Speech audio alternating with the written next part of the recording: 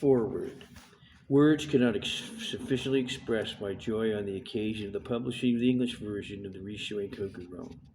Our founder, Nichiren Daishonin, authored this treatise at 39 years of age to remonstrate with the government.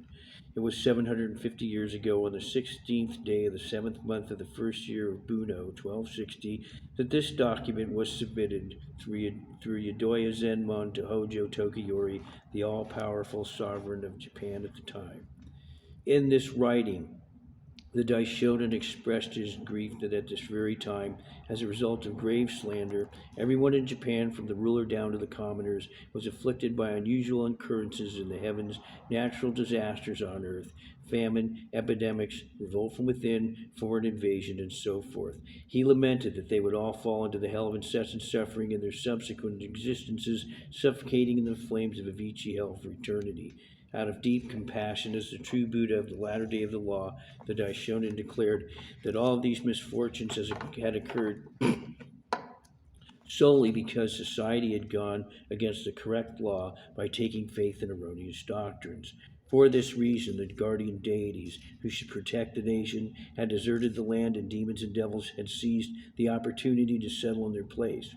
By citing various sutras as proof, the Daishonin further explained that misfortunes such as the 3 calamities and 7 disasters occur as a result of people not believing in the true law and committing slander. He also declared that if these slanders were eradicated, and if the people upheld the correct and supreme mystic law of Myoho, the 3 calamities and 7 disasters which had befallen the nation relentlessly would vanish.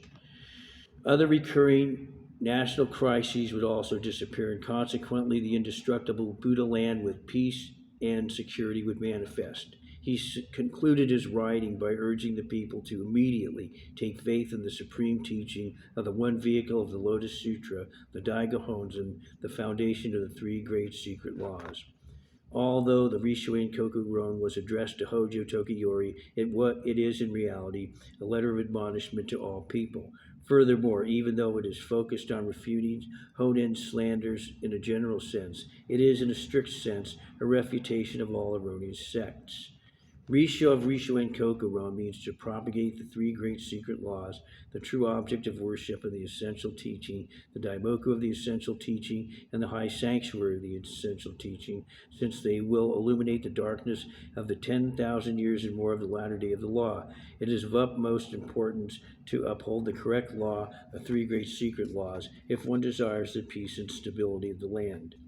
Although Koku of Ankoku specifically refers to the country of Japan, in essence it represents the entire world, or Jambudvipa.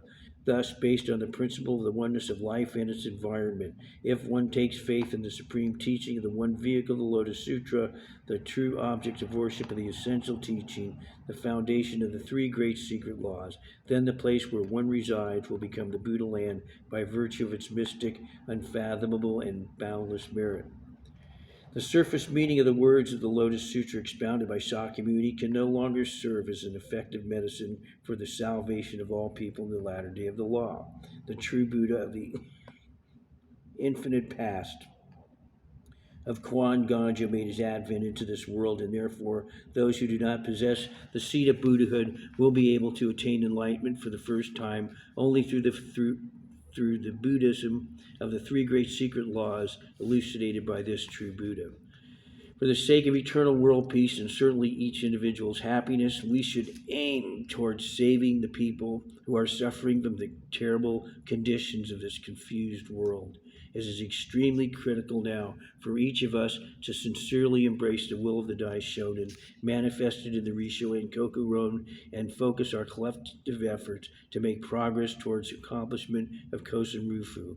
I would like to conclude my foreword by sincerely praying for your increased devotion and advancement. Nichinyo Hayashi, 68th High Priest of Nichiren Shoshu, July 16, 2009. Rissho Ankoku, July 16, 1268, age 39. A traveler arrived and lamented to the host. In recent years, there have been unusual occurrences in the heavens and natural disasters on earth. Famine and epidemics rage in all lands beneath the skies and in every corner of the realm. Dead cattle and horses are everywhere, and human skeletons clutter the streets. More than half the population has already perished, and there's not a single person who does not mourn. All the while, some chant the name of Amida Buddha, the Lord of the Western Land, relying on the passage stating that the only sharp sword to sever earthly desires, karma, and suffering is to chant his name. Others recite the Sutra of the Tathagata of the Eastern region, Medicine Master Buddha, trusting his vow that all ills will be completely eradicated. Some revere the precious words of the Lotus Sutra as the truth, treasuring the passage. If a person who has an illness is able to hear this sutra, then his illness will be wiped out and he will know neither old age nor death. With conviction in the passage of the Sutra of the Benevolent King, Ninokyo, that states, the 7 disasters will disappear while 7 blessings will appear. 100 priests seated on raised daises lecture on this sutra during a ceremony. Following the esoteric teaching of the Shingon sect, believers conduct a prayer ritual using 5 vessels that are filled with water. In pursuit of perfecting their Zen meditation practice, some seek to reach the state of emptiness. Some write and paste the names of the 7 demons on 1,000 gates. There are those who draw the figures of the 5 protective bodhisattvas and hang their images over the entrances of 10,000 households, as others conduct the rituals of the 4 squares and 4 boundaries to worship the deities of the heavens and earth.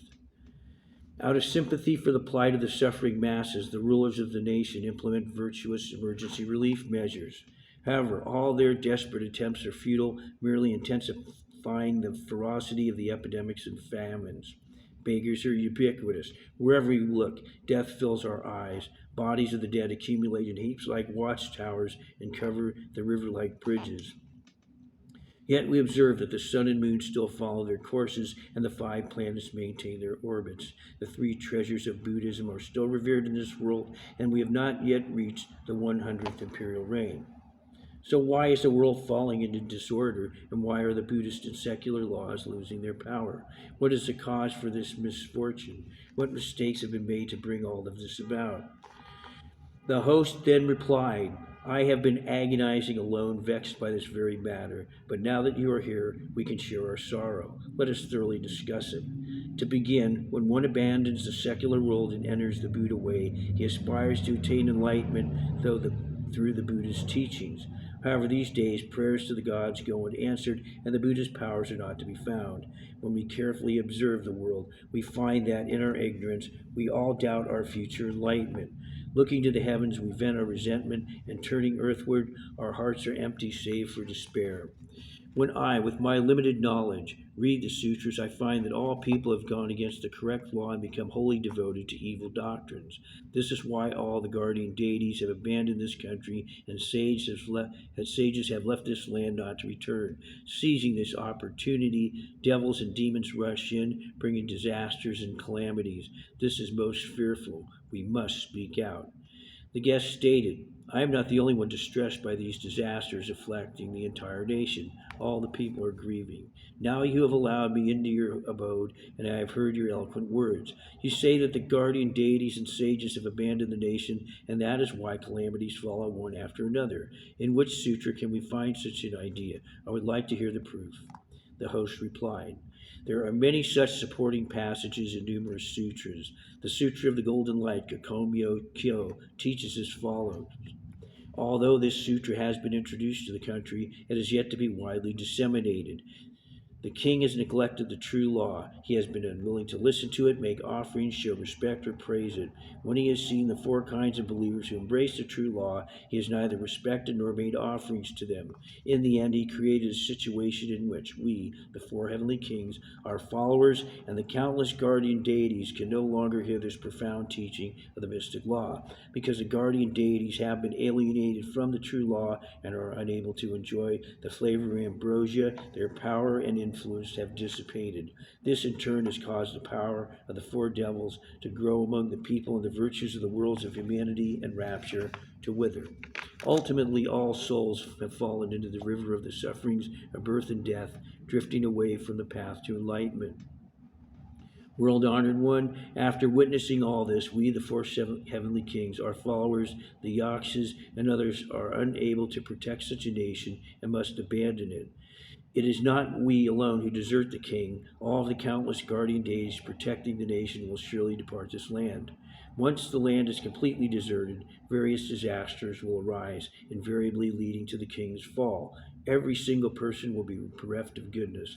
The people will be confined in dungeons and murdered. They will brawl and malign one another, flattering the mighty and convicting the falsely accused. Epidemics shall rage unchecked. Frequent comets, two suns side by side, irregular eclipses, feeble sunlight, and black or white arcs will appear ominously in the sky. Stars will fall, the earth will shake, deep rumbling will be heard from the wells, tempests will sweep in out of season, and ill winds will suddenly strike. Crops shall wither, causing relentless famine. Multiple foreign forces will invade the nation, leaving the people in great agony without the least bit of security or happiness in this land. The Sutra of the Great Assembly, Daishikyo, teaches as follows: when Buddhism is eclipsed, clerics will let their hair, beards, and nails grow long, and social laws will be lost and forgotten. At that time, a huge roar will resound through the sky, shaking and spinning the earth like a water wheel, collapsing town walls and utterly destroying all houses. Tree roots, branches, leaves, petals, and fruit will lose their curative power. Except in the five heavens of purity where saints dwell, the seven flavors and three vitalities will be exhausted without a trace remaining in the human world of desire. Various fine teachings leading to emancipation will be lost. Flowers and fruiting plants will fail to bloom and ripen, rendering them unpalatable. Wells, springs, and ponds will dry up, leaving the ground split and cracked, denuding the contours of the land, exposing barren crests and ravines. Mountains will erupt in flames, but heaven's dragons will refuse to cause rain. Fields of sprouting crops will wither and fail. Where plants have grown, they will die. Even weeds will not grow. Dust storms will darken the sky, blotting out the sun and moonlight. Droughts shall proliferate in all directions. Evil omens will continuously appear. The 10 kinds of misconduct, especially those arising from greed, anger, and stupidity, will dramatically increase. Preoccupied with self-preservation, like timid roe deer, people will neglect their parents. The population will decrease as people's longevity, physical vigor, virtue, and peace of mind wane. Removed from the comfort of the worlds of humanity and rapture, they will descend into the evil paths. Malevolent kings and monks committing evil acts will slander and destroy the correct law, causing the people in the worlds of humanity and rapture to lose sight of the correct path. Although they are supposed to sympathize with and protect the people who follow the king, all guardian deities will abandon this corrupt nation for other lands. The Sutra of the Benevolent King states, when demons rampage, the nation deteriorates into turmoil. Under the demon's sway, humans too run amok. Barbarians invade, bringing death to multitudes and leaving the country on the verge of collapse. Disputes occur between the ruler and his retainers, the crown prince and royal princes, and among government officials, each asserting his own position. Strange phenomena appear in the heavens and on earth. The position of the 28 constellations, as well as the movement of the stars, the moon, and the sun become disordered. Frequent revolts break out.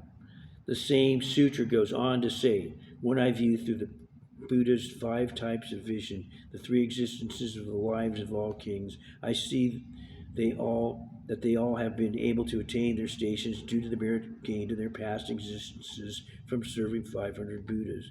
And their fortune is such that sages and arhats are born into their lands, bestowing great benefit upon their subjects. If, however, a king's good fortune is exhausted, every last sage will forsake him. Once this occurs, it is certain that 7 disasters will befall his domain.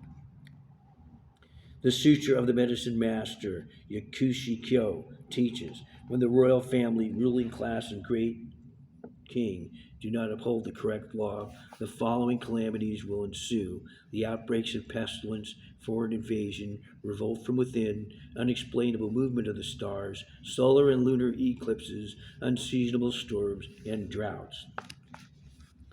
The Sutra of the Benevolent King states, Great King, the reach of my current teaching encompasses 10 billion worlds in which there are 10 billion Mount Sumerus, each with its own sun and moon. Surrounding each Mount Sumeru, there are 4 continents. In the southern continent, there are 16 large countries, 500 medium-sized countries, and 10,000 small countries. In these countries, there are 7 kinds of disaster to be feared, and all kings similarly regard them as such. What then constitutes disaster? When the sun and moon move irregularly, the seasons are reversed, a red sun appears, a black sun appears, 2, 3, 4, or 5 suns line up side by side, loss of light due to solar eclipse, the sun has 1, 2, 3, 4, or 5 rings. Any of these comprise the first kind of disaster. The second kind of disaster is when the 28 constellations behave abnormally, including the metal star, broom star, ring star, demon star, fire star, water star, wind star, pan star, the 6 southern stars, the 7 northern stars, the 5 great restoration stars, and the stars representing the ruler, the 3 ministers, and other government officials. When conflagrations scorch the land and consume the people, or when fires are provoked by enraged demons, ignited by dragons, caused by the wrath of the heavens, conjured by mountain spirits, accidentally started by humans, sparked spontaneously in force, or criminally lit by arsonists, these abnormal occurrences comprise the third kind of disaster. When all are drowned in floods, or seasons are reversed with rain falling in winter, snow falling in summer, lightning striking in winter, ice, frost, and hail forming in the 6th month, or when red, black, or blue rain falls, or piles of dirt and rocks plummet from the sky, or sand, pebbles, and stones rain down, or when rivers flow backwards, submerging mountains and washing boulders away, these extraordinary phenomena are the fourth kind of disaster. When everyone is blown to death by powerful winds, which instantly destroy the mountains, rivers, and trees throughout the land, or when there are unseasonable typhoons, black, red, or blue winds, tempests in the heavens and on earth, firestorms, and wind blown water surges, any of these aberrant occurrences is the fifth kind of disaster. Drought extending to every corner of the country, drying the very earth to the point of bursting into flames, withering plants and preventing the 5 grains from growing, burning up the nation, extinguishing all life. When this happens, this is the sixth kind of disaster. When foreign invaders attack the country from every direction and rebellion erupts from within, these outlaws overrun the land, taking advantage of fires, floods, and fierce winds. Rampaging rebels cause the masses to panic and terror as the world enters the age of war. This is the seventh disaster.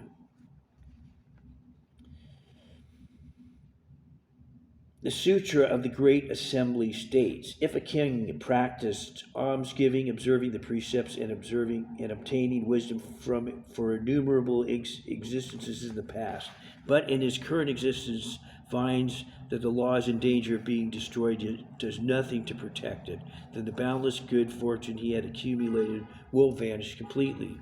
His country will then suffer 3 catastrophes: grain shortage induced inflation, warfare, and pestilence. When all guardian deities have abandoned the nation, the king's subjects will not submit to his command, and the kingdom will be incessantly invaded and harassed by its neighbors. Uncontainable fires will spontaneously break out, destructive rainstorms will strike, and floods will rage, carrying the citizenry away. Under these circumstances, relatives of the king will conspire to usurp his throne. Soon the king will become mortally ill, and upon his death, he will be confined to a deep hell. The king's consorts, the crown prince, high ministers, barons, generals, local administrators, and officials will all receive the same retribution. What is taught in these 4 sutras is clear. Who could doubt it? Nonetheless, the ignorant and those deluded by earthly desires cling to their erroneous beliefs, unable to appreciate the correct teaching. Thus, almost all the people in the world renounce the Buddhas and reject the sutras with no intention of protecting them.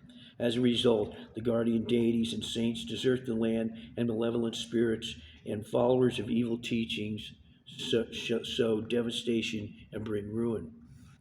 Red-faced, the guest said angrily, In China, Emperor Ming of the latter Han Dynasty, 25 to 220 CE, understood the meaning of his dream of a golden figure and took faith in the Buddhist scriptures brought to him on the back of a white horse. In Japan, the opponents of Buddhism, led by Morya of the Mononobe clan, were subdued by Prince Shotoku, who subsequently constructed temples and pagodas. From that time, everyone, from the emperor down to the commoners, worshipped statues of Buddha and devoutly recited the sutras. From the 5 capital districts to all the domains along the 7 main pikes of Japan, Buddha images and sutras abound like stars in the sky, and temples such as in Ryokuji on Mount Hiei, the 7 great temples of Nara, Onjoji and Toji cover the land like clouds. Priests following Shariputra pursue the Buddha's wisdom as Shariputra did at Eagle Peak, while other priests belonging to the Haklena school inherit Kashyap's practice of meditation. Who could possibly claim that the Buddhism taught by Sakyamuni is disrespected and the 3 treasures are disregarded? If there is proof to support what you say, I would like to hear it in detail. Trying to reason with a guest, the host said, roofs of temples and pagodas abut one another, while under their eaves, sutra repositories compete for space. Venerable priests are as common as bamboo trees or reeds, and monks are as plentiful as rice and hemp plants. For ages, the people have revered Buddhism, and their reverence and faith are renewed with each passing day. However, priests who curry favor with flattering words are leading the people deeper into delusion and away from the proper way of life. Kings and ministers do not realize this and cannot discern what is right or wrong in light of Buddhism. The Sutra of the Sutra of the Benevolent King states, evil monks, in pursuit of wealth and fame, presenting themselves before the king, the crown prince, and other princes, preach sermons that in time will lead to the destruction of Buddhism and the nation. Failing to discern the fallacy of their words, the king devotedly trusts them and proceeds to enact legislation at will, disregarding the Buddha's precepts. This leads to the destruction of Buddhism and the nation. The Nirvana Sutra, Nihongyo, teaches, Bodhisattvas fear not rampaging elephants and other beasts, but do be apprehensive of and warned against evil influences. Even though a mad elephant may kill you, you will not fall into the 3 evil paths, whereas once evil influences mislead and deprive you of your good heart, you will invariably fall into the 3 evil paths. The Lotus Sutra describes monks in the evil age will be cunning, have distorted minds, and fawn over others. They will think that they have attained enlightenment when they have not, their hearts filled with conceit and arrogance. Others, wearing shabby robes, will place themselves in quiet surroundings far removed from other people. Believing that they carry out true Buddhist practice, they will look down upon all others. Possessed by an insatiable desire for wealth and fame, evil monks will preach the doctrine to lay believers. They will be held in reverence by the world as if they were arhats, endowed with 6 kinds of divine powers, always putting themselves among the people and wanting to vilify each one of us, those propagating the Lotus Sutra. They will influence the king, government ministers, Brahmins, wealthy patrons of Buddhism, and other monks, and slander by saying he is a man of wicked views. He expounds heretical doctrines. The evil age will be filled with tremendous terror. Demons will possess these people, causing them to malign and humiliate me.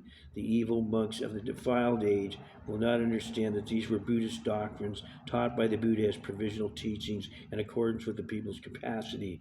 Thus they will speak ill of me and scowl with hatred, and I will be banished repeatedly.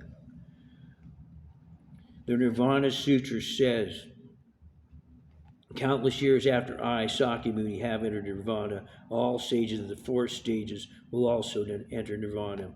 After the former day of the law ends, and the subsequent middle day of the law will be characterized by the appearance of priests who will pretend to observe Buddhist precepts, and perfunctorily recite the sutras, but in fact they will indulge themselves in devouring food and binging on drink.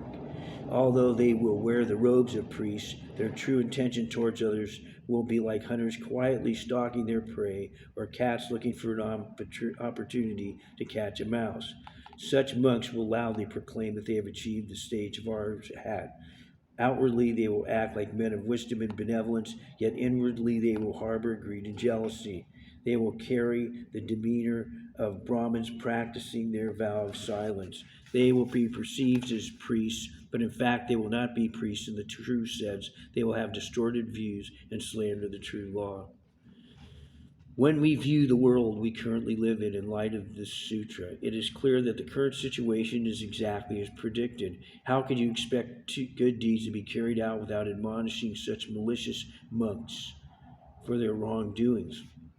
Now, more indignant, the guest went on to say, a wise king brings peace and order to society by observing the laws of heaven and earth. A sage brings peace to society by distinguishing right from wrong.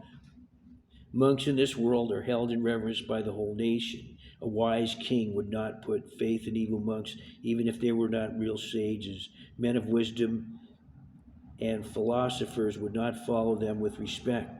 Since men of wisdom and sages respect such monks, it is clear that they are worthy priests with outstanding intelligence, mercy, and virtue. Why do you make irresponsible statements and rush to slander? Whom do you consider evil monks? Elaborate on this.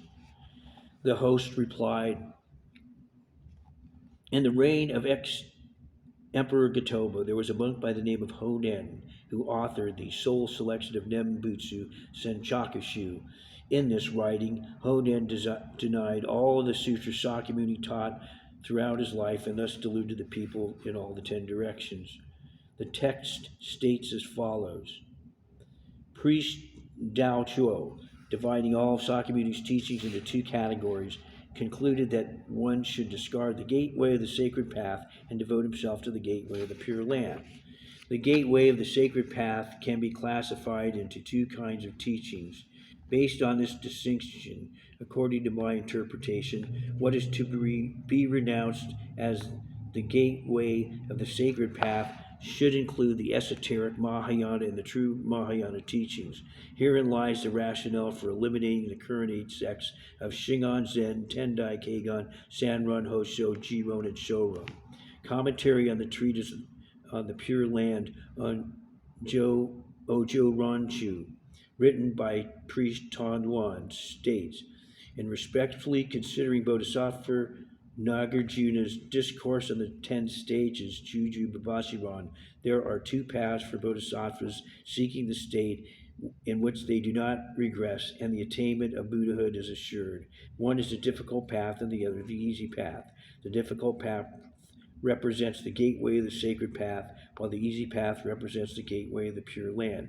Disciples of the Jodo Pure Land sect should fully understand this distinction. Even if an individual has been studying the gateway of the sacred path for years, if he wishes to be reborn in the Pure Land, he should totally forsake this path and devote himself solely to the gateway of the Pure Land. This soul selection of Nembutsu further reads, Priest Shandao expounded 2 types of practice, correct practice and miscellaneous practices, and asserted that one should discard the miscellaneous practices in order to devote himself to the correct practice. The first of the miscellaneous practices is the recitation, which means embracing, reading, and reciting any of the Mahayana, Hinayana, exoteric, or esoteric scriptures other than the sutras describing the attainment of rebirth in the Pure Land, such as the Sutra of Meditation on the Buddha of Infinite Life, Kanmuryo Jukyo. The third of the miscellaneous practices is that of reverence and refers to revering and worshiping any of the Buddhas, Bodhisattvas, or guardian deities with the exception of Amida Buddha. In my Honen's view, judging from this text in praise of rebirth in the Pure Land Dojo Raizan by Shandao, it is obvious that one should abandon all the miscellaneous practices and single-mindedly practice Nembutsu of the Pure Land teachings. Why would one discard the correct practice of exclusively chanting the Nembutsu, which ensures that each and every one out of 100 individuals will be born in the Pure Land, yet remain firmly attached to the miscellaneous practices which cannot lead even one person out of 1,000 to enlightenment. Those who seek to carry out Buddhist practice should ponder this question seriously.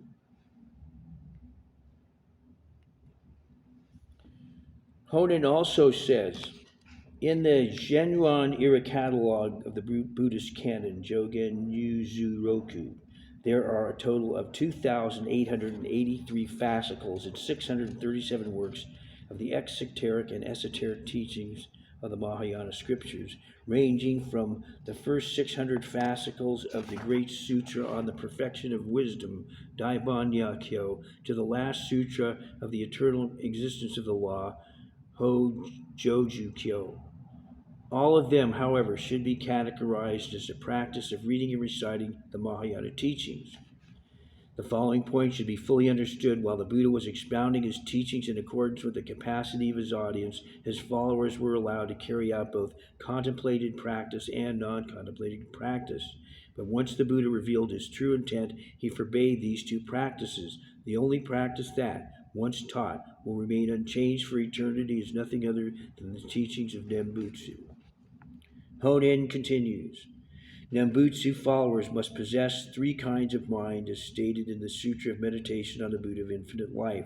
The commentary on this sutra, written by Shandao, states the following. One might ask, what if there are people with different understandings and practices who mislead Nembutsu practitioners? Nembutsu practitioners will have to avoid being affected by such people's delusion and erroneous views. It is similar to a traveler who sets out for a journey. After a while, he is called back by bandits he encounters on his way. In this case, the bandits correspond to those having different understandings and ways of practice as well as evil ideas. In my, Honen's judgment, all these various understandings, practices, and doctrines and views belong to the gateway of the sacred path. The last part of the soul selection of Nembutsu concludes. If one wishes to immediately liberate himself from the sufferings of birth and death, then of the two prominent doctrines, he should first set aside the gateway of the sacred path, and then select and enter the gateway of the Pure Land. Once he enters the gateway of the Pure Land and determines to practice, he must reject all the miscellaneous practices in favor of the correct one and devote himself exclusively to the correct practice. When I, the host, examine these passages cited from the soul selection of Nembutsu, it is evident that Honen, referring to erroneous interpretations given by Tan Luan Dao and Shandao, made distinctions between the gateway of the sacred path and the gateway of the Pure Land, as well as between the difficult path and the easy path. In addition to that, Honen placed the 2,883 fascicles of the 637 works of the Mahayana scriptures that were preached throughout Shakyamuni's life, including the Lotus Sutra and the doctrine of Shingon, along with the various Buddhas, Bodhisattvas, and guardian deities, into the categories of the gateway, the sacred path, the difficult path, and the miscellaneous practices. He then insisted on discarding, closing, ignoring, and rejecting all of them. With these four words, he deluded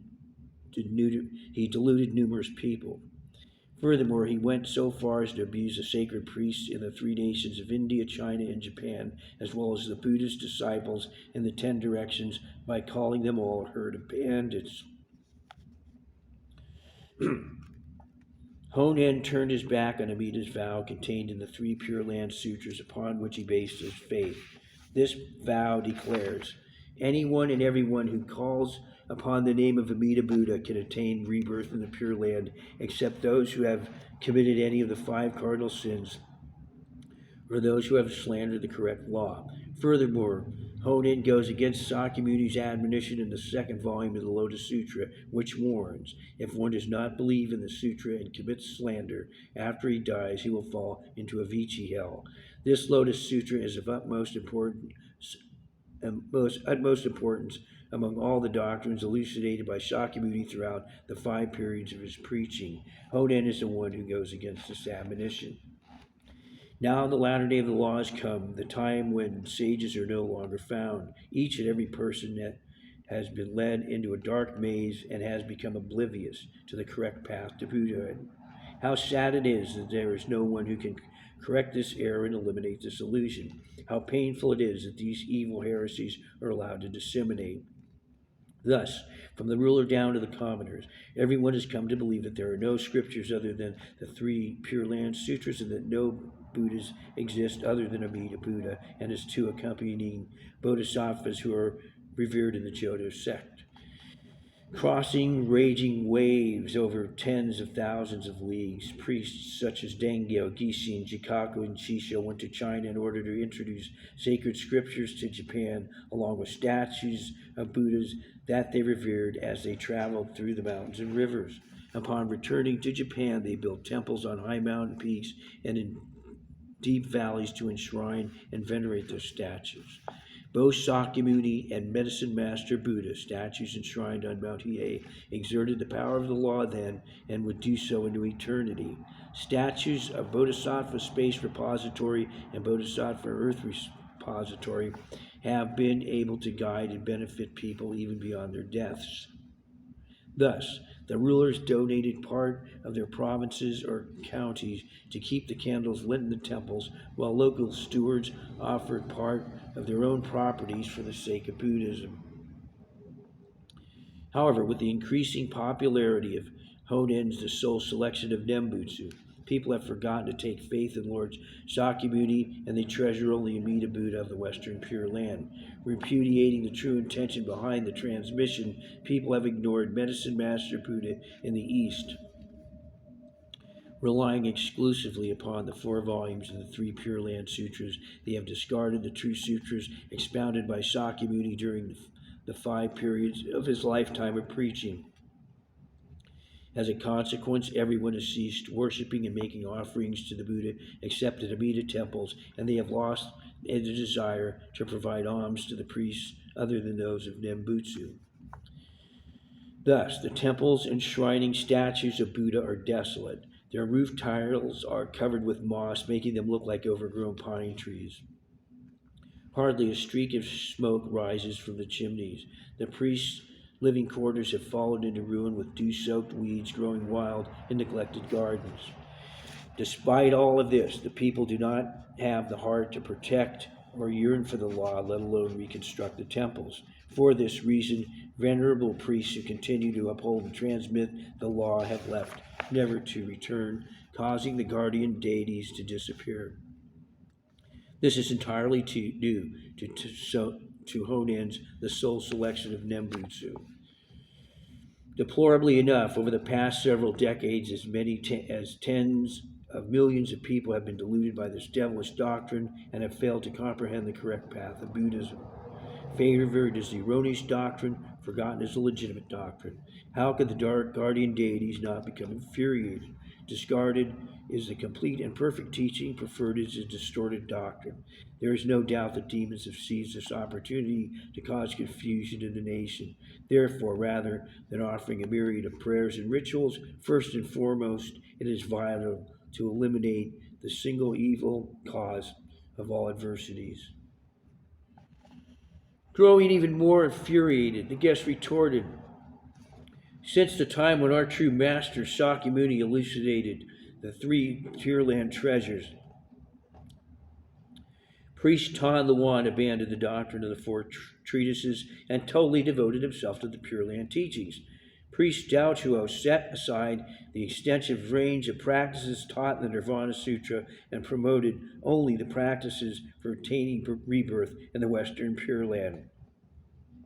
Priest Shandao completely rejected all miscellaneous practices and selected the practice of exclusively chanting the Nembutsu, and the priest called Eshin Sozu, having collected the core teachings of various sutras, concluded that Nembutsu is the essential practice. In these ways, Amida Buddha has been highly valued and venerated. Moreover, the number of individuals who attained rebirth in the Pure Land as a result of this practice must be innumerable. Above all, there was the Venerable Honen. He entered the priesthood on Mount Hiei as a child, and by the age of 17, he had studied all the 60 volumes of commentary written by Tiantai and Biolei on the Lotus Sutra, mastered the doctrines of the 8 sects, and come to a clear understanding of the essence of all those scriptures. In addition, the Venerable Honen read all the Buddhist sutras and treatises as many as 7 times. Not a single Buddhist commentary or biography eluded his perusal. His illuminating wisdom is comparable to the sun and the moon, while his virtue exceeds that of the previous sagacious priests. Nonetheless, he was lost in his search for the path to human liberation. To he was lost to being the suffering of death. He failed conclusion about how he could lead people to nirvana. Thus, he extensively reviewed, carefully compared, seriously considered, and deeply pondered on all the Buddhist teachings until finally he discarded all the sutras and devoted himself solely to the practice of Nimbutsu. Then he received a revelation from priest Shandao in a dream. Based on this, he spread the teaching of Nimbutsu to everyone throughout the land, whether friend or stranger. For these reasons, some people referred to priest Honen as the incarnation of Bodhisattva's strength and vigor, while others held him in reverence as the reincarnation of priest Shandao. Therefore, men and women all over the country, regardless of their social status, bowed their heads low and paid him visits. This has continued as the springs and autumns have come and gone, and many years have passed. Despite all this, you dare to think lightly of Sakyamuni's teachings and slander the words of Amida Buddha at will. On what grounds could you attribute the disasters in recent years to Honen's era, logically accuse the sage and abuse his masters? What you are doing is like searching for a scar on the scalp by parting the hair, or drawing blood by picking the scab. Until today, I've never heard of such abusive language. To say such things is so dreadful. You should be fearful of what you say. The negative karma you accumulate from this will be extremely heavy. Do you think you could ever possibly evade the karmic retribution you will receive as a consequence? I am fearful to even sit face to face with you. I should pick up my cane and leave. Smiling, the host stopped him and said, "Those who always eat smart weed become numb to its pungent taste. Those who stay long in an outhouse are not bothered by the offensive odor. Likewise, when one is under the influence of erroneous teachings, he will take good words as bad, call a slanderer of the correct law a sage, and suspect a true master to be an evil priest. The illusion he harbors is extremely profound, and the offense he commits is grave. If you are willing to hear about how the Buddha's teachings were distorted, I will explain it to you in detail. In expounding Buddhism, Shakyamuni made a distinction between the provisional and true teachings by categorizing his lifetime doctrines of the 5 periods into 2 phases, the former and the latter. Paying no heed, Tan Luan, Dao Chuo, and Shandao adhered to the provisional teachings of the former phase, ignoring the true teachings. They relied on the former and discarded the latter. I would have to say that these priests chose not to explore the ultimate depths of the Buddhist teachings. Even worse, Honen, although he was of this lineage of the 3 masters of the Pure Land teaching, he was utterly ignorant of the origin of these Buddhist teachings. How can I make this claim? Because he has caused a tremendous number of people to lose faith by teaching the 4 words discard, close, ignore, and reject in regard to the 2,883 fascicles of the 637 works of all the Mahayana scriptures, as well as all Buddhas, Bodhisattvas, and guardian deities. This idea, however, is derived from Honen's twisted interpretation of the true intention of the Buddha, and not at all based on the Buddha's teachings. The offense he commits from stating such falsehoods is the most serious. The negative causes he creates by slandering the Buddha is incomparable. It is not possible to condemn him enough. Yet all believe in the erroneous doctrines, and they value the sole selection of Nembutsu.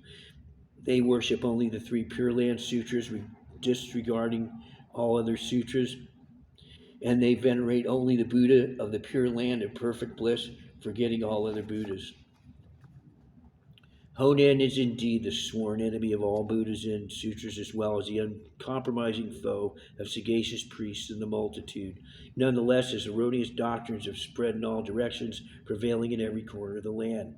You seem to be horrified with my blaming the time when Honen's erroneous teachings started to spread for the occurrence of all the recent disasters. Therefore, I will give you some examples to correct any misconceptions you may have.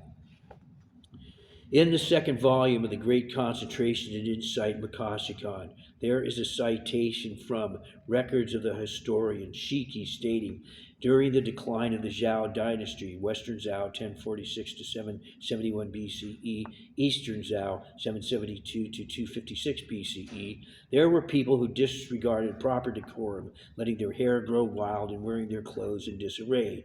The great teacher Miole interprets this passage in the second volume of the Annotations on the Great Concentration and Insight, Makashikan Guketsu, by referring to his Woe's commentary on spring and autumn annals, Shinkyu Zuo Shi Zuan. After the capital was transferred to the east by King Ping of the Zhao, people with unkempt hair were seen conducting a ritual in the fields in Nichuan. Observing this, a man of wisdom said that the Zhao dynasty would decline in less than 100 years because the proprieties had already been lost. As you can see from this example, a portent manifests before misfortune occurs. Also, a man by the name of Yuan Ji had exceptional talent, but his hair was always long and tangled, and his sash was carelessly tied. The offspring of the court nobles and high-ranking officials followed his example, even talking to each other using vulgar language, believing they would thus reach a state of naturalism. They looked down on individuals with self-discipline who observed decent manners, calling them country bumpkins. These were the signs seen before the fall of the Sima Western Jin dynasty, 265 to 316 CE. The great teacher Jikaku authored the record of a pilgrimage to China in search of the law, Nito Junrei Ki, in which he discusses events of the Hui Chang era, 841 to 846 CE. In 841, Emperor Wuzong of the Tang dynasty, 617 to 907 CE, ordered priest Jing Xuan of Jiangjingshi Temple to promote the doctrine of embracing Amida Buddha among all the temples. In response to this, the priest went from one temple to another to conduct a series of lectures for 3 days at each temple. The following year, the second year of the Zhui Chang era, Uyghur soldiers invaded the border of the Tang Empire. In the third year of the same era, the military commander-in-chief in the Hebei region suddenly rose in revolt. Thereafter, the country of Tibet refused to obey Tang government orders, and the country of Uyghur again seized land from the Tang Empire. This upheaval was reminiscent of the Qin 221 to 206 BCE and Zhang Yu 232 to 202 BCE periods, when disasters and fires caused by war broke out in every region. To make matters worse, Emperor Wuzong severely repressed the Buddhist teachings and destroyed numerous temples and pagodas. As a result, he was unable to control the rebellions and eventually died a natural death. This is a summary of what Jikaku wrote. We can find similar examples here in Japan as well. Honen's teachings were most prevalent under the rule of Emperor Kitoba in the Kenin era, 1201 to 1204 CE.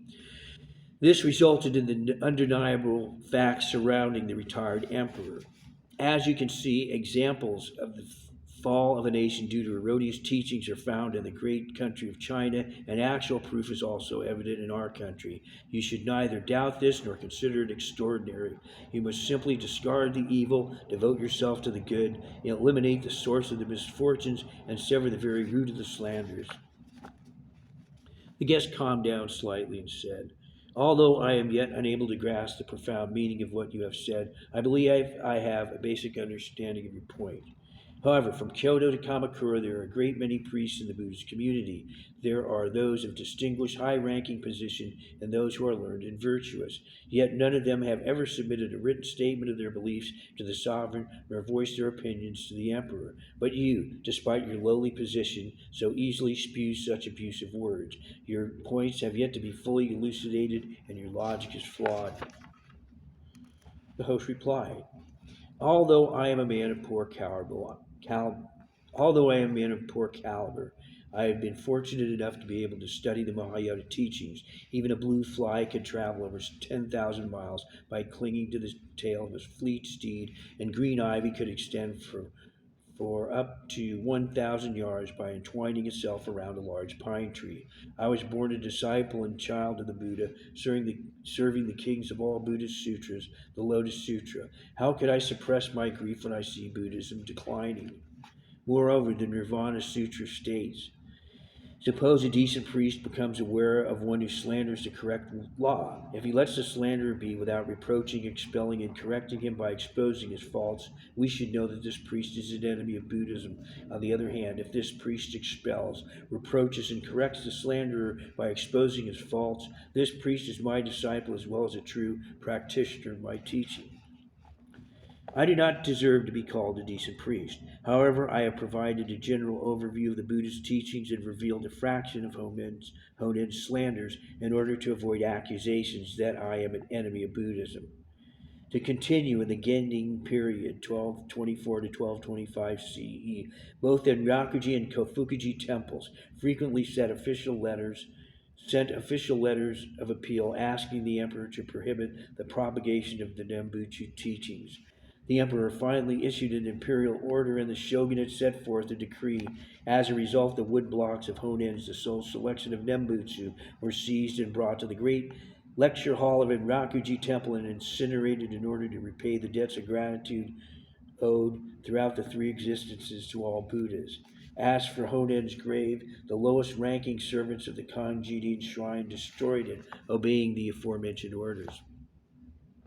Honen's disciples, such as Ryukan, Shoko, Jokaku, and Sasho, were individually banished to remote lands, never to be pardoned. How could you possibly claim that not a single remonstration has ever been submitted to the sovereign? The guest softened his demeanor and said, It is too difficult for me alone to determine whether or not Honen belittles the scriptures and slanders the priests. Honen does include all the 2,883 fascicles of the 637 works of the Mahayana scriptures, as well as all Buddhas, bodhisattvas, and guardian deities in his list of what must be discarded, closed, ignored, and rejected. This assertion is evident in his sole selection of Nembutsu. Even if these four words are mistaken, what you are doing is excessively focusing on this negligible fault and denigrating him. There is no way of knowing whether your argument is based on illusion or enlightenment, nor can I tell whether you are wise or foolish. Thus, I am unable to judge who is right or who is wrong. However, you explain your logic at length by continuously reinforcing your assertion that the sole selection of Nembutsu is responsible for all the recent disasters. Certainly, peace throughout the world and tranquility in the nation are what sovereign and subject alike all yearn for, and what the entire population wishes. After all, a nation prospers from its laws and regulations, and these values of the law become apparent when the people uphold them. Once a nation goes to ruin and its people perish, who will venerate the Buddha and who will take faith in the Buddhist law? First, we must pray for the peace of the land and then promote Buddhism. If there are any means by which to eliminate misfortunes and put an end to disasters, I would like to hear of them. The host replied, Indeed, I am rigid, foolish, and far from sagacious. I would, however, like to share with you some of my ideas based on the scriptures. Concerning the methods of restoring order, numerous examples are illustrated in both Buddhist and non Buddhist scriptures, and citing each and every one of them would be an arduous task.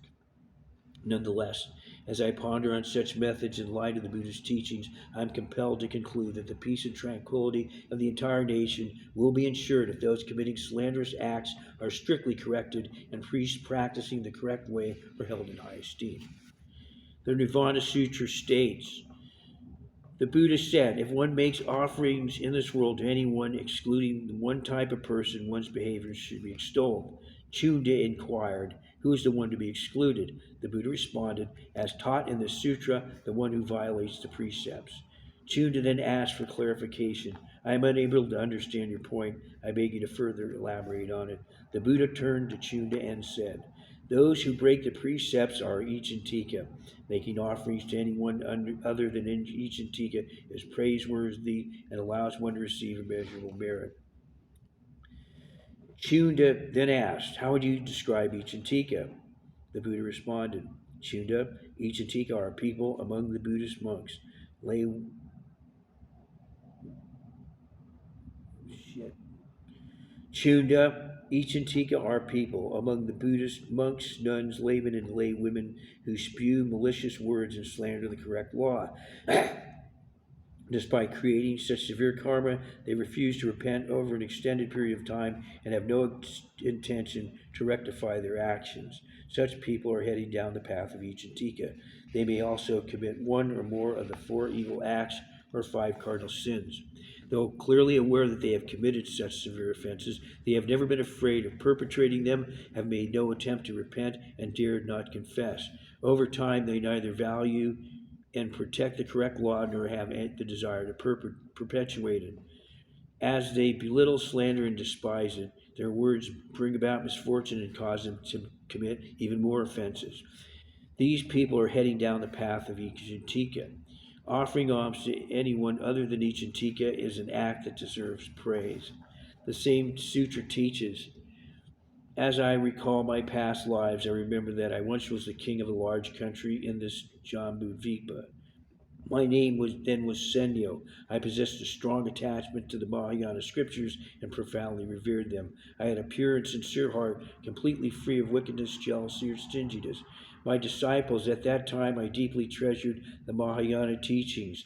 Thus, after I heard a Brahmin slandering these universal and correct teachings, I took his life.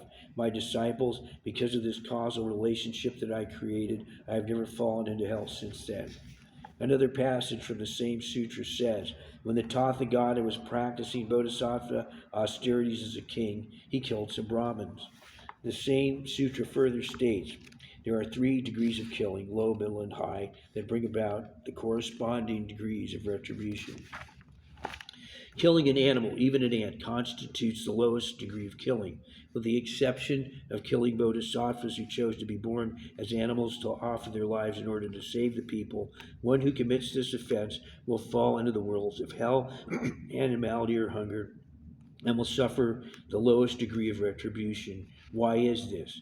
This is because each of these animals possesses some positive karma, though in small amount. Killing any of them will inevitably result in karmic retribution. The middle degree of killing consists of taking the lives of any person from the level of common mortal to those who have attained the state of anagamin, second highest rank in the world of learning. Killing them creates the cause to fall into the worlds of hell, animality, or hunger, and suffer for the middle degrees of retribution. The highest degree of killing comprises killing one's father, mother, or an arhat, highest rank in the world of learning, a pratyeka Buddha, sage in the world of realization, or a bodhisattva who has reached the stage of non-regression. If one commits the highest degree of killing, one will fall into the great hell of incessant suffering. My disciples, taking the life of an Ichitika does not result in the sufferings of retribution from any of the three degrees of killing, even if one does so willingly. My disciples, the Brahmins that I killed in my past lives when I was king, were all Ichitika. The Sutra of the Benevolent King states, the Buddha explained to King Prasenajit, thus it was kings, not monks and nuns, who were entrusted with the mission to protect and propagate Buddhism. Why is this? This is because monks and nuns do not possess the power that kings hold. A passage in the Nirvana Sutra states, now I transmit this supreme law to kings, prime ministers, high ranking officials, and the four kinds of believers. All of them must resolutely refute one who slanders this true law. The same sutra continues. The Buddha states, Kashyapa, I was able to acquire this diamond-like indestructible Buddha body because of the causal relationship that I created by sincerely protecting the correct law. My disciple, if you are to protect the true law, you must take up swords, spears, bows, and arrows rather than observe the five precepts or practice its formalities. It further states, merely abiding by the five precepts will never qualify one as a practitioner of the Mahayana teachings. Even if one does not observe the five precepts, one may be called a practitioner of the Mahayana teachings if he protects the correct law. Those who protect the true law must bear swords and other weapons. Even though they possess swords and staves, they shall be called true upholders of the precepts. Another passage from the same sutra states, my disciple, there was a time in a previous existence when the Buddha appeared in this fortress city of Kusinagara. His name was Tathagata of increasing joy. After this Buddha entered nirvana, the correct law continued in the world for countless eons. During the final 40 years before this law could come to an end, there was a monk who observed the precepts. This monk's name was Kakatoku. At the same time, however, there were a great many monks who violated the precepts. As Kakatoku preached the correct law, nefarious thoughts emerged in the minds of those slanderous monks, and they attacked him with swords and staves. The king at that time was named Utoku. Upon hearing of this crucial situation, he rushed to the aid of monk Kakutoku in order to protect the law and fought with all his might against the evil monks who were violating the precepts. As a result, Kakutoku escaped severe injury. King Utoku, however, was severely wounded with swords, arrows, and spears. Not a single spot on his body, even as small as a poppy seed, was left unwounded. At that moment, Kakutoku praised the king and said, splendid, splendid. You, king, are a true protector of the correct law. In your future existences, your life will surely become a vessel of the law. When the king heard these profound words, his heart was filled with great joy, and at that moment he took his final breath. He was then born into the land of Akshobhya Buddha, where he became this Buddha's first disciple. King Utoku's generals, vassals, subjects, and followers who had fought beside him, as well as those who rejoiced at seeing the correct law being protected, continued to have unwavering determination to seek enlightenment. After death, they were all born into this land of Akshobhya Buddha.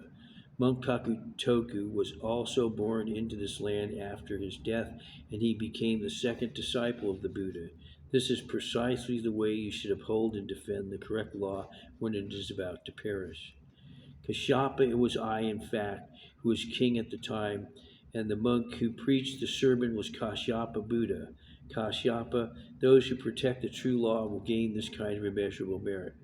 This, the cause I created, enabled me to acquire the many sacred features that adorn my present self and ultimately gain this indestructible body, the property of the law. The Buddha further said to Bodhisattva Kashyapa, therefore, lay believers who protect the law must do so with swords and staves. My disciples, in the defiled age after my death, corruption and chaos will fill the land. People will steal from each other and suffer from starvation. Due to hunger, a great many people will choose to become monks in order to gain offerings for survival. Thus I call them false monks. Since they will drive away, expel, kill, or harm the protectors of the true law, I give permission for the true monks who observe the precepts to be accompanied by lay believers carrying swords and staves.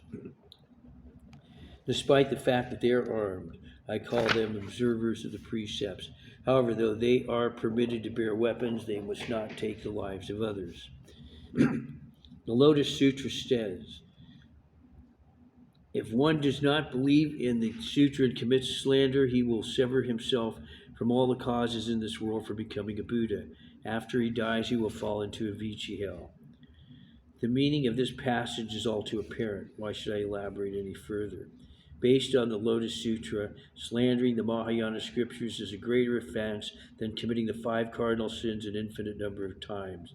Those who commit an offense against the scriptures will fall into the hell of incessant suffering and remain there for nearly an eternity.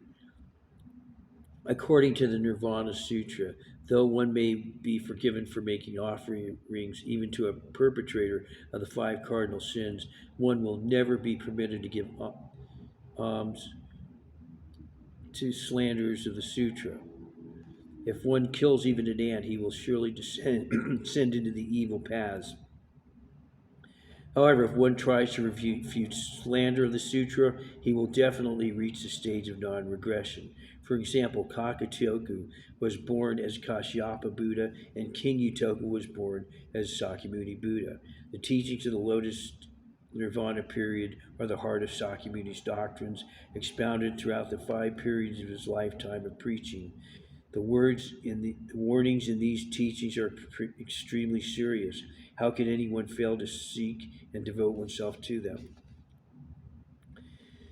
Yet the slanderers have lost sight of the correct path. Moreover, Honen's, the soul selection of Nembutsu, has increased their foolish illusions and rendered them blind and deaf to the correct law.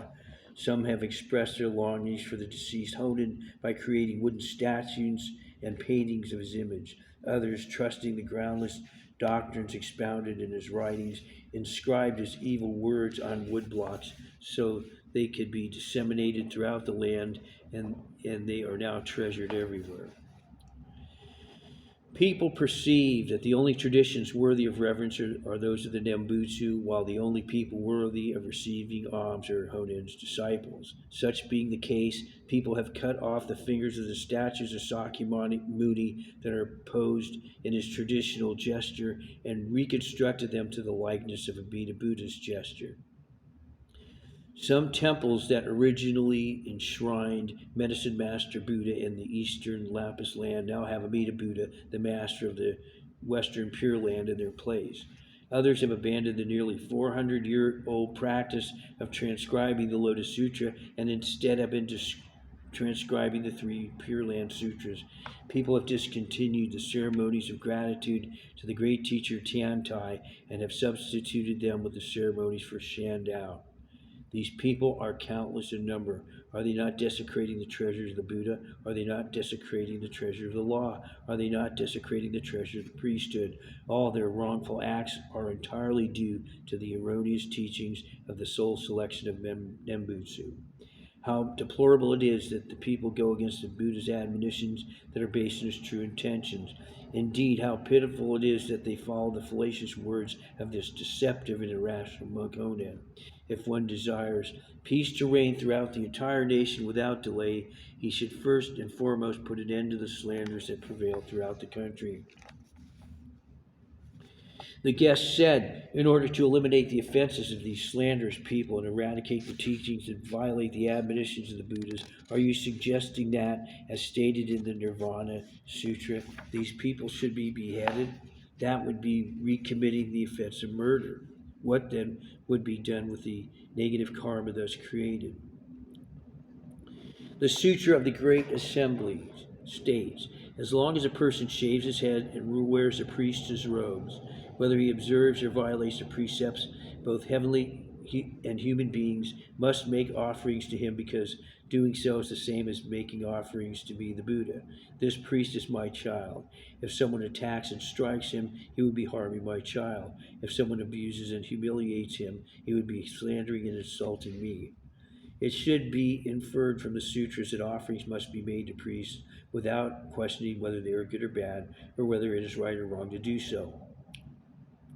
How could you be so shameful as to cause the Buddha to lament by attacking and humiliating his child? Some of the Brahmins from the bamboo staff school have, for almost an eternity, remained sunk at the bottom of the hell of incessant suffering for killing Magdalyana. Devadatta murdered nun Palnavarna and then suffered in the flames of the hell of incessant suffering for a period of time beyond measure. These examples of earlier ages clearly show what we of the latter ages should all fear most. While it may appear that you are refuting slander, you are in fact denying the Buddha's admonitions. I find your statements difficult to believe. How should I interpret them? The host replied, you have obviously read the sutras, and yet you still ask such a thing. Is this due to your failure to grasp the heart of the sutras, or is it because the reasoning set forth in them eludes you? The purpose of the sutras is not to punish the Buddha's children, but to eliminate slander. According to the teachings describing Sakyamuni's previous lives before his advent in India, slanderers had to be killed. The teachings elucidated by Sakyamuni when he appeared in India as Buddha of perseverance only prohibit making offerings to slanderers. Thus, if all of the four kinds of believers throughout the land refuse to make offerings to the evil and instead devote themselves to the good, then what catastrophes could occur and what disasters could vie with one another to arise? Out of respect for the host, the guest lowered himself from his mat, straightened his posture, and said, "The teachings of the Buddha are so diverse that their true intentions are difficult to grasp. They have so many puzzling aspects that there is no way of judging what is right and what is wrong. However, priest Honen's, the sole selection of Nembutsu, exists in reality, and it states that all Buddhist sutras, bodhisattvas, and guardian deities must be discarded, closed, ignored, and rejected. These slanderous words clearly appear in his writing. Due to this teaching, sages have left the land while guardian deities have abandoned their domains. People of the whole nation are suffering from starvation and thirst. Pestilence affects the entire nation. By extensively citing the sutras, you have clearly shown what is consistent with and contrary to reason. Thus, my deluded attachment has vanished, and now my ears have cleared and my eyes have opened. Ultimately, it is the peace and stability of the land that everyone from the emperor to the commoner seeks and longs for. If we instantly cease if we instantly cease giving alms to the each and teak and instead consistently make offerings to the many priests and none of the correct law, and if we defeat the pirates on the vast ocean of Buddhist teachings and rout out the bandits in the high mountains of the law, then the land will be peaceful, just as it was during the eras of Fuxi and Shennong, and the nation will be an ideal one, just as it was during the periods of Liao and Shun. I will contemplate the depth of the Buddhist teachings and will seek from now on to revere the highest teachings of all." The host stated with joy, "Before my very eyes, the pigeon has been transformed into a hawk, the sparrow into a clam. I am delighted to see that you have corrected your views by conversing with a friend of virtue in the orchid room, just as the winding mugwort grows straight in a hemp field. If you seriously reflect on the recent disasters and wholeheartedly trust my words, then the land will soon prosper, just as the ocean calms when the wind subsides. However, human hearts change with the passage of time, and human nature is affected by its surroundings. This is just like the reflection of the moon on the water, rippling with the waves, or soldiers in the face of a battle, quailing at the sight of the swords of their enemy.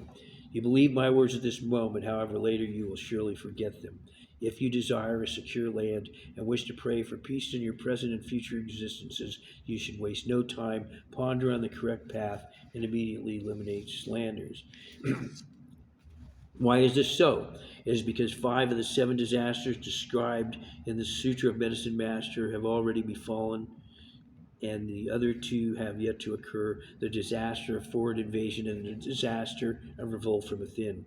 Of the 3 disasters mentioned in the Sutra of the Great Assembly, 2 have already happened, and the last one has yet to appear: the disaster of warfare. The various disasters described in the Sutra of the Golden Light have each occurred in succession. The disaster of invasion and marauding by foreign forces, however, has not occurred thus far. It is yet to be seen. Of the 7 disasters enumerated in the Sutra of the Benevolent King, 6 currently prevail. Only one disaster has not yet happened. That is the disaster of foreign forces invading the land from the 4 directions. Furthermore, there is a corresponding passage from the Sutra of the Benevolent King that states, "When demons rampage, the nation deteriorates into turmoil. Under the demon sway, humans too run amok." If we contemplate on the current reality in light of these sutras, we can see that 100 demons have been running wild and a great many lives have been lost. It is clear that the disasters depicted in these sutras have already taken place. How can we doubt the occurrence of the remaining disasters? What will you do if these disasters occur simultaneously and relentlessly as a result of the people taking faith in erroneous teachings? The emperor rules the nation by keeping his kingdom in order, while his subjects make their living by tending their farms and fields. If marauders invade from other countries or revolt occurs from within, and the people's lands are pillaged, will they not be shocked? Will they not panic? If the nation is conquered and homes are lost, where will you flee? If you truly desire your own peace and security, should you not first pray for peace in the entire nation? Above all, everyone living in this world fears what is to come after death. In fear of this, people unknowingly take faith in erroneous teachings or venerate slanderous religions. Their inability to differentiate right from wrong is disgraceful. How pitiful it is that they believe they are dedicating themselves to correct Buddhism. If people were inclined to take faith, why would they heedlessly follow erroneous doctrines? If they cannot sever their attachments to heretical teachings, and if they continue to hold distorted views, they will certainly find that their lifespan will be diminished and they will fall into the hell of incessant suffering. Why do I say this?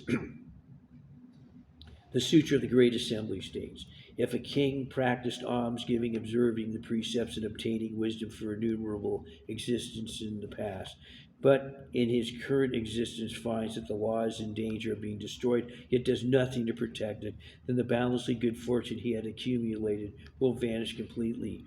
Soon the king will become mortally ill, and upon his death he will be confined to a deep hell. The king's consort, the crown's prince, high ministers, barons, generals, local administrators, and officials will all receive the same retribution.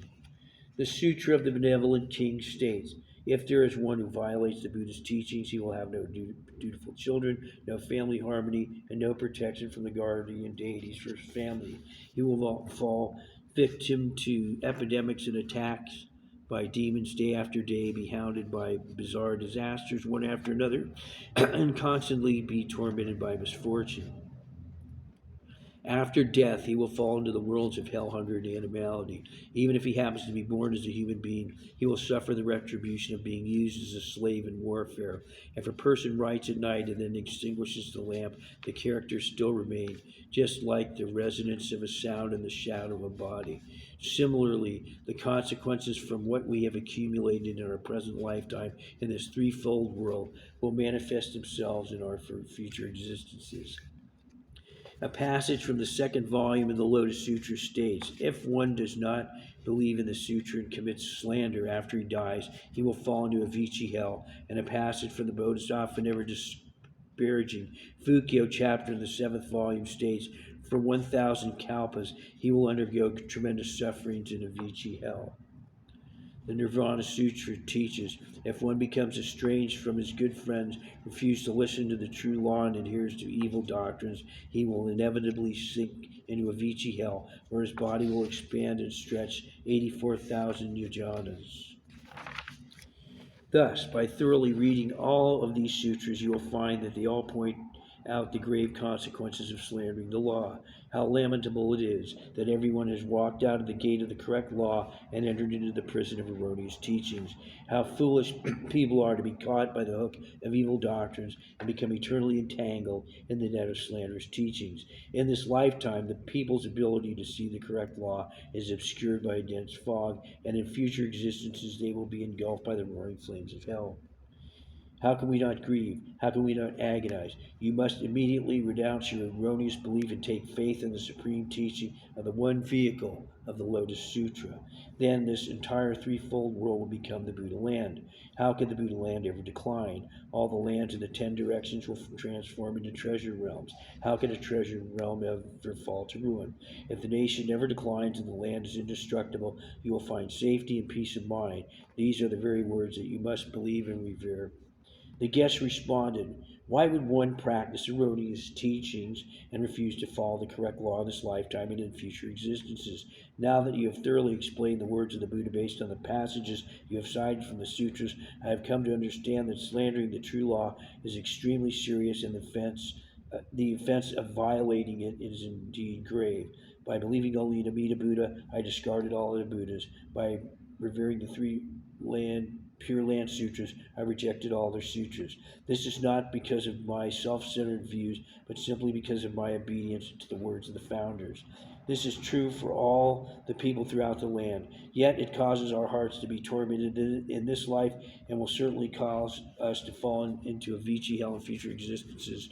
The sutras clearly elucidate this point and fully explain this principle. There is no room for doubt. From now on, I will faithfully uphold your compassionate admonition so that I may clear my foolish and deluded mind.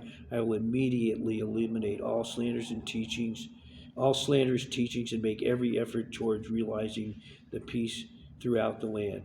These efforts will also secure my own peace of mind in this lifetime and will enable me to attain a supreme happiness in future existences. Not only will I take faith in the correct law, but I also will refute the erroneous views of others.